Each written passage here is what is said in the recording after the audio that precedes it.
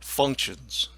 So far, all we've really done with functions is have just one.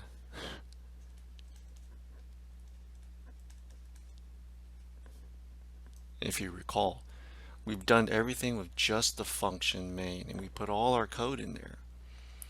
Uh, but it's not necessarily practical to do that. It's better to actually break up our code into different functions so that different people can work on different functions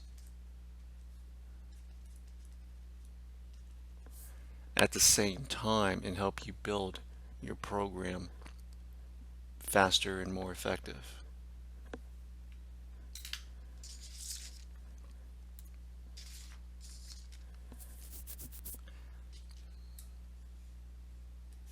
Predefined functions. With predefined functions, these are the functions that we've been using so far. Okay, if you recall, we've used the power to function. So POW, if we say 10 to the second power, okay, it'd be like 10 times 10, which is 100. All right, in this case, POW is of type, okay, I actually don't recall if it's a double or int. Let's just say in this example, it's a type double, meaning that it's going to produce a value of type double. Okay, all predefined functions have a type to it, meaning the value that they're going to return. All right. All predefined functions have parameters, or what's also known as arguments. Here are arguments or parameters. And you must include a header file. If you recall, our preprocessor #include cmath to use POW, in this case 10.2.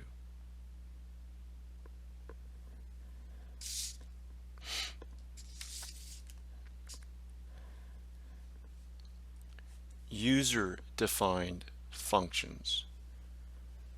With user-defined functions, there are two types. The very first is what's known as value returning, and the second is called a void function. Let's look at the value returning function first.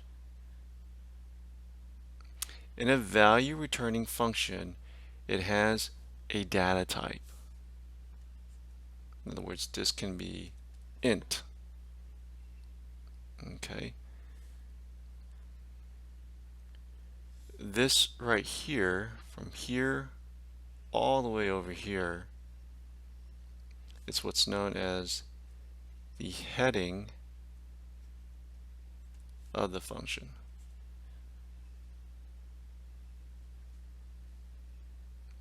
Within the heading of the function, you have what's known as the formal parameter from here to here.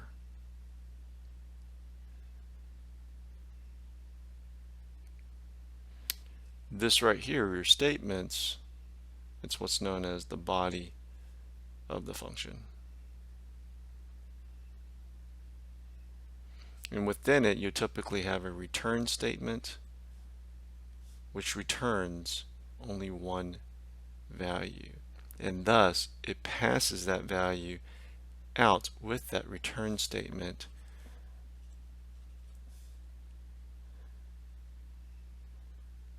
that in the body of function main, this function was called on, and it was called on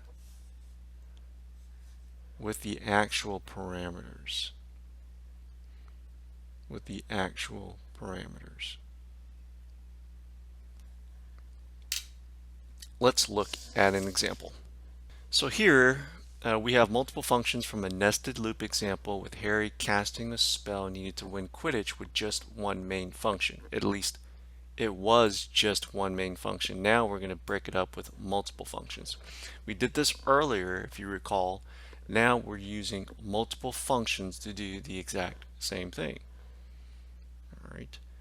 So if you recall, entering the number goes by Slytherin and Gryffindor, and it goes into these variables here. These are now global variables, and we'll talk about that a little bit more later. Down here, this is our function call. Get Slytherin, number of regular goes Slytherin. Number of regular goes Slytherins here.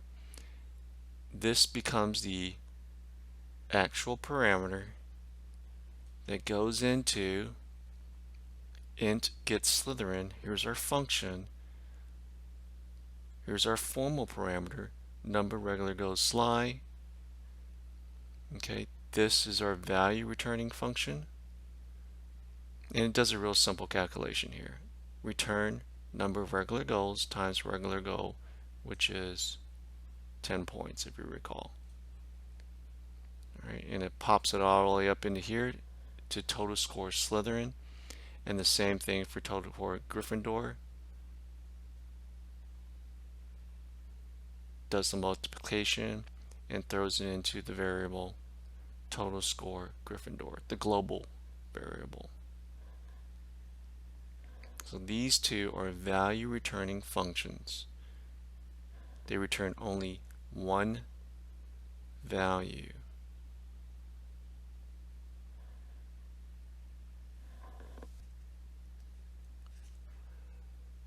All right, let's look at a void user-defined function. In a void function, it does not have a data type. Okay, before with a value returning function, it could have been int, it could have been double. Now we don't have a data type.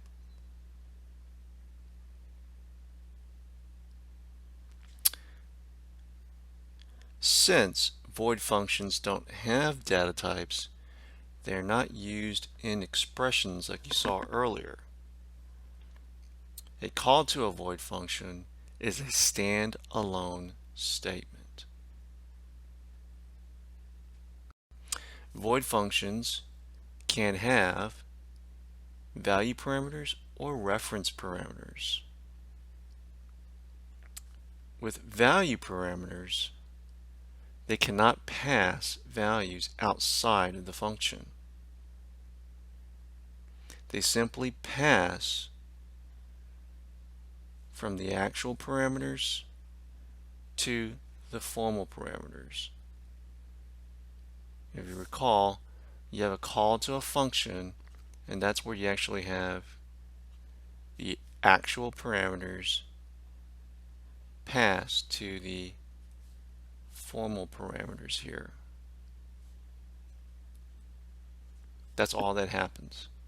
All right, so there's no value that's being passed back out into main. With reference parameters, you can pass outside of the function and change the actual parameter.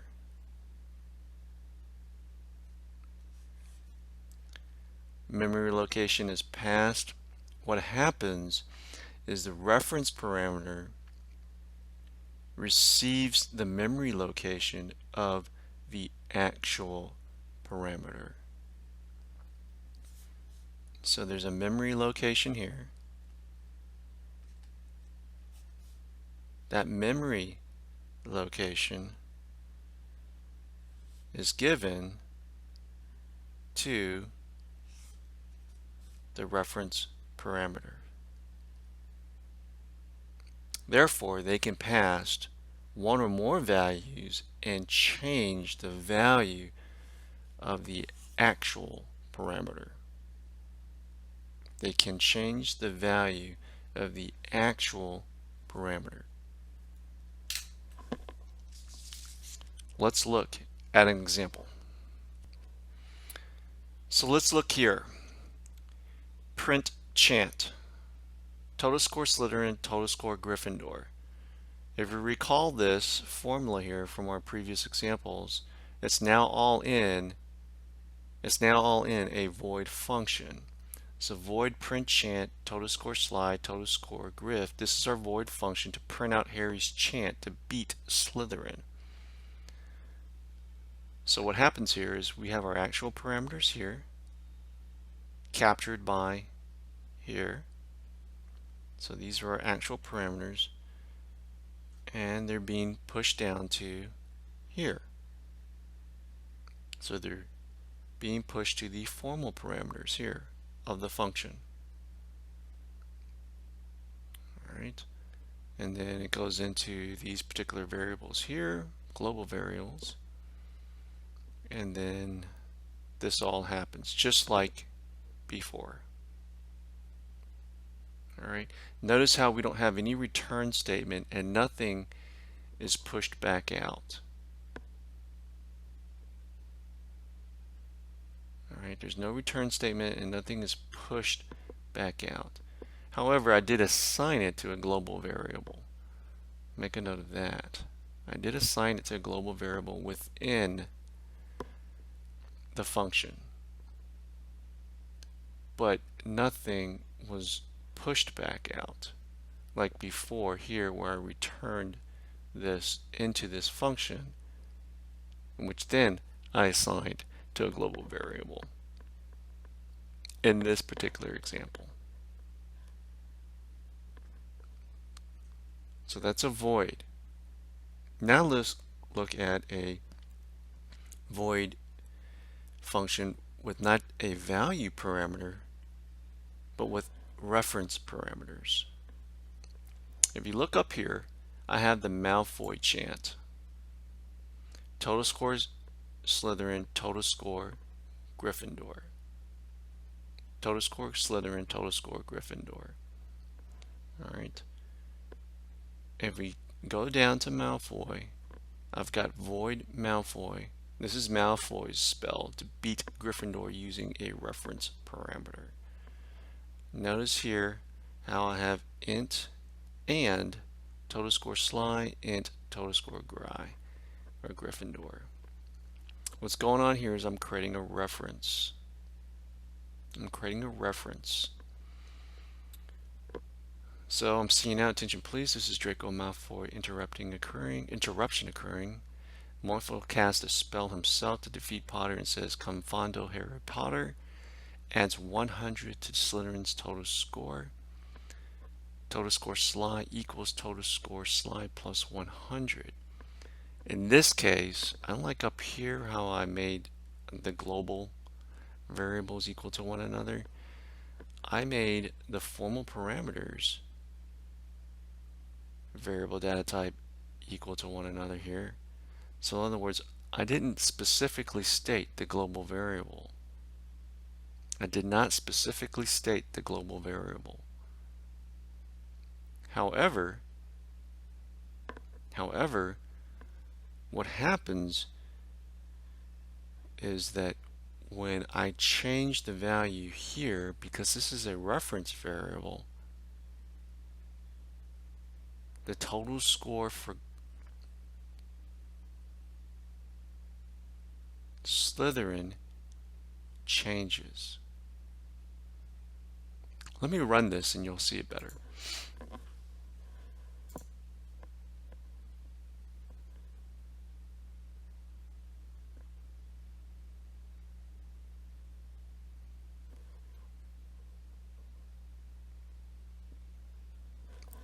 Enter number of goals scored by Slytherin. Let's go 5 and 1.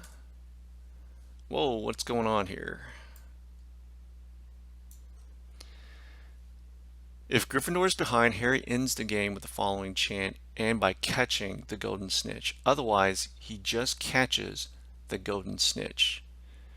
Boom, attention please, there is a Draco Malfoy interruption occurring.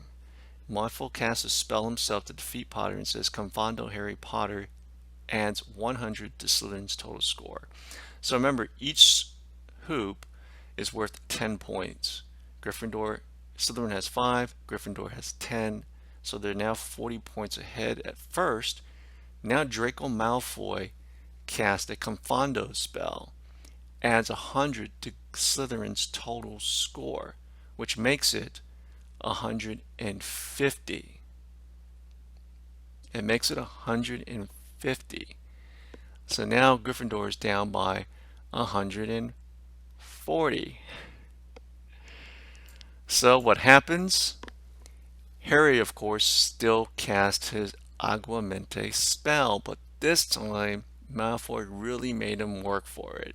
He had to say Aguamente, Aguamente, Aguamente, increasing the number of times he said Aguamente 14 times to tie it before he catches the golden snitch, which adds 150 to Gryffindor, thus beating Slytherin by 150 points. In other words, he had to cast his spell to tie up with Slytherin and then catch the golden snitch with 150 points. Now Harry's voice almost gave out due to the number of chance given. All right, so what this means is that when we changed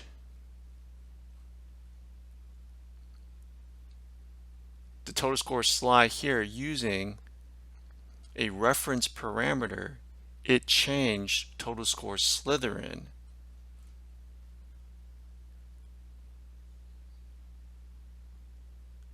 up here, because when we use the actual parameter here for total score Slytherin to reference this formal parameter, what we sent was the memory address, and now they share a memory address. So any changes here made change the actual variable value here because they now have a linked memory address. And that's using a void function with reference parameters.